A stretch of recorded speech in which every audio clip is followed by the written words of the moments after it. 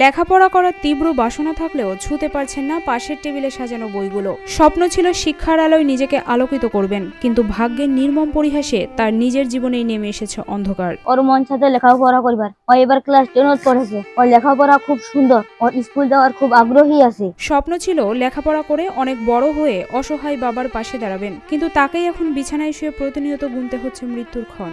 দীর্ঘ 2 মাস থেকে বিছানায় পড়ে আছে। এখন ঢাকার চিকিৎসা ডাক্তার কইছে 7 লক্ষ টাকার দরকার। পঞ্চগড় সদর উপজেলার খাগুড়ুপাড়া এলাকার বশিরুল ইসলামের মেয়ে নাসরিন বেবি। 10ম শ্রেণীতে পড়ুয়া নাসরিনের হঠাৎ করে মেরুদণ্ডে তীব্র ব্যথা অনুভব হয়। রংপুর মেডিকেল কলেজে ভর্তি হলে সেখানকার কর্মরত চিকিৎসক তাকে উন্নত চিকিৎসার জন্য ঢাকায় যাবার পরামর্শ দেন। ঢাকা মেডিকেল কলেজ ও হাসপাতালে আসার পর জানা যায় নাসরিন জন্মগতভাবেই মেরুদণ্ডের কঠিন রোগে আক্রান্ত। নাসরিন বেবি নামে যে 15 বছরের একটি 10ম শ্রেণীর ছাত্রী, তার যে বর্তমান অবস্থা সেটাতে তার জন্মগত বিষয়ে কিছু প্রবলেম আছে, যে ত্রুটিগুলো ভার্টিব্রাল কলামে বিশেষ করে মেরুদণ্ডে হয়েছে, যেটার নাম হচ্ছে কাইফোস্কোলিওসিস। বিছানা থেকে উঠতে পারে না, বসতেও পারে না, কিছুই করতে পারে না, চলাফেরাও করতে পারে না। আমার মেয়ের অসুস্থতার কারণে যা আমাদের ছিল তা নিয়ে রংপুর গেছি। রংপুরে যাওয়ার পরে যা ছিল আমাদের সব হয়ে গেছে। তারপর মানুষের কাছে চান্দা উঠায় ওকে ঢাকায় নিয়ে গেছি। ঢাকার ডাক্তার পরীক্ষা নিরীক্ষা করে বলছে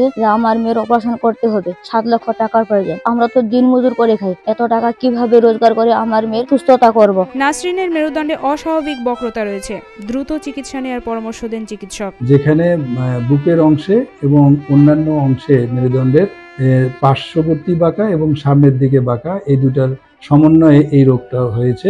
এই রোগটার চিকিৎসার জন্য যেটা আমি বলতে চাই যে আমাদের এইরকম টার্সিয়ারি লেভেলেও এই জিনিসটার সমাধান করা সম্ভব নয়, যেখানে স্পেশালাইজড ইস্যু দরকার। সময় মতো চিকিৎসা নিলে হয়তো সুস্থ স্বাভাবিক জীবনে ফিরে আসতে পারবেন নাসরিন, কিন্তু তার এই চিকিৎসা ব্যয়বহুল। নাসরিনের দিনমজুর বাবা বশিরুল ইসলাম সর্বোচ্চ চেষ্টা করেও ব্যয়বহুল এই চিকিৎসার টাকা জোগাড় করতে পারছেন না। টাকার অভাবে থেমে আছে মেধাবী শিক্ষার্থী নাসরিনের চিকিৎসা। রংপুর গেছু ওটিসি যা ঢাকা পাঠাইছে ওভার করে, এখন 7 লক্ষ টাকার দরকার। আমরা দিন মজুর করে খাই, মানুষের কাম কাজ করে, এত টাকা কোথায় পাবো? 7 লক্ষ টাকার দরকার ভাই।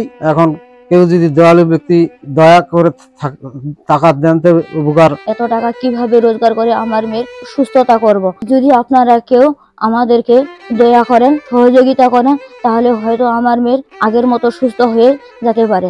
আমার মেয়েকে বলছে যে 15 দিনের মধ্যে অপারেশন করতে বলছি। অসুস্থ নাসরিনকে বাঁচাতে হলে দ্রুততম সময়ের মধ্যে অপারেশন করাতে হবে। প্রয়োজন 7 লাখ টাকা। এত টাকা জোগাড় করা দিনমজুর বাবার পক্ষে সম্ভব হচ্ছে না। তবুও প্রাণপ্রিয় সন্তানকে বাঁচাতে অসহায় বাবা মায়ের চেষ্টার কোনো কমতি নেই। ডাক্তার কইছে 7 লক্ষ টাকার দরকার। এখন দিন মজুর করে খাই, এখন কিভাবে এত টাকা পাবো? তো আমার কোনো পয়সা করি নাই। যদি আপনারা কেউ আমাদেরকে দয়া করেন, সহযোগিতা করেন, তাহলে হয়তো আমার মেয়ের আগের মতো সুস্থ হয়ে যেতে পারে।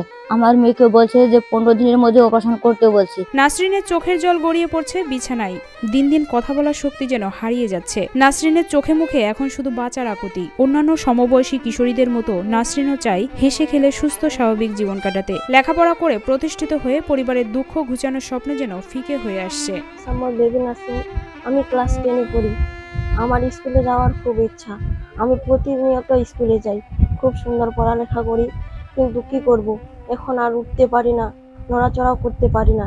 কিভাবে স্কুলে যাব? আমার বাবার কোনো আর্থিক নেই যে আমার চিকিৎসা করবে। ঢাকায় খুব জরুরি অপারেশন করতে বলছে যে 15 দিনের মধ্যে অপারেশন করতে হবে। কি করবে আমার বাবা? আমার বাবার তো কিছু নেই। আমাকে যে নিয়ে যাবে, কিভাবে নিয়ে যাবে? কোনো টাকা পয়সা নেই। যা টাকা পয়সা ছিল সব শেষ। ঢাকা নিয়ে গেছে, আনছে অ্যাম্বুলেন্সে করে। এখন কিভাবে নিয়ে যাবে? আমার বান্ধবীদের সাথে প্রতিদিন খেলা করে আমার বান্ধবীরা আমাকে প্রতিদিন দেখতে আসে। আমার কত কষ্ট লাগে, মনে হয় আমি ওদের সাথে যাই, কিন্তু কি করব, যাইতে পারি না। অনেক কষ্ট। আমার জীবনে ইচ্ছা ছিল লেখাপড়া করব, লেখাপড়া করে বড় হয়ে জীবনে একটা ভবিষ্যতে বড় উঁচু জায়গা ওঠার চেষ্টা করব। আমার কপালে জুটলো না। কোনো দয়ালু ব্যক্তি যদি থাকেন, আমার বাবাকে আমাকে সাহায্য করবেন যেন আমার চিকিৎসা তাড়াতাড়ি করতে পারে। হঠাৎ করে স্কুলে না আসায় সহপাঠীরাও নাসরিনের শূন্যতা অনুভব করছে। তারাও চায় নাসরিন সুস্থ হয়ে তাদের মাঝে ফিরে আসুক। দেবী নাসরিন আমাদের বান্ধবী, আমরা জানি সে দীর্ঘদিন ধরে অসুস্থ। সে আমাদের জানা মতে তার বাবা একজন দিনমজুর, তাই আর্থিকভাবে তার বাবা তার চিকিৎসা করতে পারে না। তাই আমরা সকলের কাছে আর্থিক সাহায্য কামনা করি এবং আমরা যেন আবার তাকে আমাদের শ্রেণীকক্ষে ফিরে পাই সেটি কামনা করি। সমাজের বিত্তবানদের সহযোগিতায় পারে নাসরিনকে স্বাভাবিক জীবন উপহার দিতে। নাসরিনের এমন অবস্থার দাগ কেটেছে তার শিক্ষকদের মনেও। মাত্র 15 বছর বয়সে থেমে যাবে মেধাবী নাসরিনের জীবন, এটা তারাও মেনে নিতে পারছেন না। অসুস্থ নাসরিনের জীবন বাঁচাতে সমাজের বিত্তবানদের সাহায্য কামনা করেছেন শিক্ষকরা। আমার বিদ্যালয়ের 10ম শ্রেণীর শিক্ষার্থী মোসাম্মদ নাসরিন বেবি, সে একজন গরিব এবং মেধাবী শিক্ষার্থী। আমার জানা মতে সে নিয়মিত স্কুলে আসে এবং তার বাবা একজন দিনমজুর। কিছুদিন থেকে তাকে স্কুলে না পেয়ে আমরা তার খোঁজ খবর নিয়ে দেখা গেল যে অত্যন্ত দুরারোগের আক্রান্ত হয়ে সে বিছানায় শয্যাশায়িত।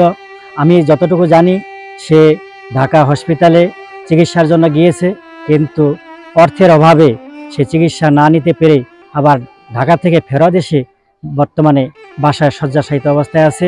তার গার্জিয়ানের সাথে আলোচনা করে আমি বুঝতে পারলাম তার অর্থের যথেষ্ট অভাব রয়েছে। তাই আমি মাননীয় প্রধানমন্ত্রী সহ দেশবাসীর কাছে তার চিকিৎসার জন্য সাহায্যের হাত বাড়িয়ে দেওয়ার জন্য আকুলভাবে আবেদন জানাচ্ছি।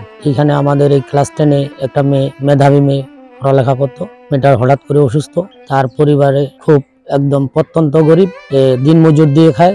আমি প্রধানমন্ত্রী জননেত্রী শেখ হাসিনার কাছে এই মেধাবী ছাত্রীটির জন্য সহায়তা চাচ্ছি এবং পঞ্চগড় ইউনো স্যার এবং ডিসি মহোদয়ের কাছে আমি তার জন্য সহযোগিতা চাচ্ছি। এখন 7 লাখ টাকা দিন মজুর করে খাওয়াতে এত টাকা কোটে পাম, এটা তোমরা যে কেউ সহযোগিতা করেন এটা কৃতজ্ঞতা জানাচ্ছি।